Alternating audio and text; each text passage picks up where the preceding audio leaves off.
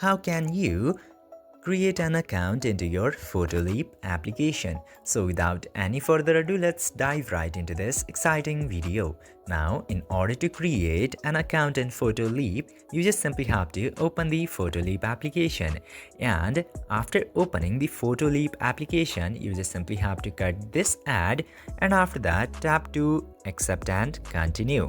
Now, after doing that, you will get this option of gear into the top left corner. Tap into that, and then you will get this option of login. Just simply tap to login, and after tapping into login, you can choose between the options of email, Facebook and Google in order to sign up or sign in.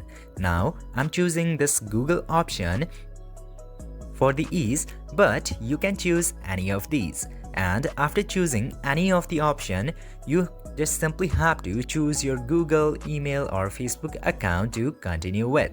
I'm selecting this account into here, and after selecting the suitable account for you, the account for your Photoleap will be created in no time.